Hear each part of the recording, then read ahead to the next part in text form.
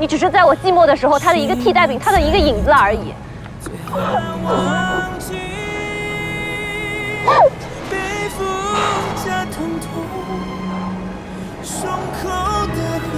你告诉我，你是不是受了委屈？有委屈你就告诉我，别怕。邵振荣，你别这样，我们两个已经不可能了。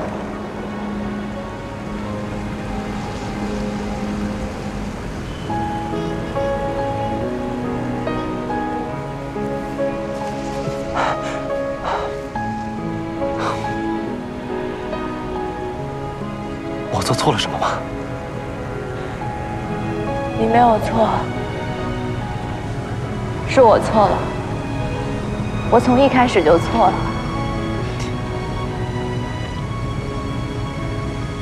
求你放过我好吗？就当我们两个做了一场梦。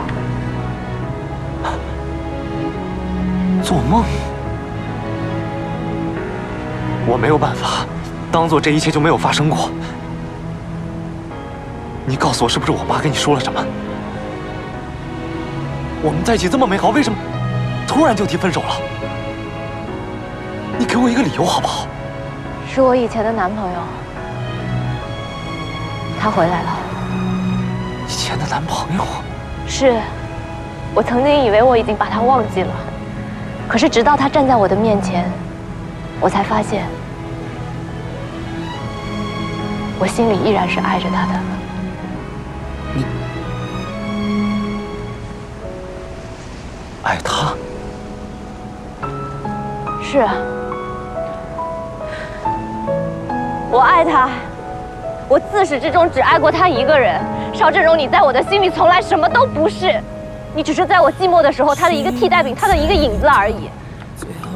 我从来都没有对你认真过。每个人的心都太过拥挤，繁华梦捕获着人。我不信，杜小苏，你说的每一句话我都不相信。我们在一起的时间是那么美好。不对，假的，对不对？如果是真的，你为什么哭？你为什么这么伤心？你告诉我。没有那么不为什么，就是不可能了。求你放过我！住口！你够了，杜小苏！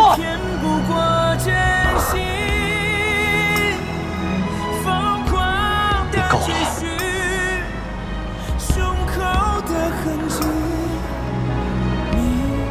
我觉得感情不是你一个人的事，不是你说分就能分的。我们冷静一下。我已经决定了，邵振荣，求你放过我。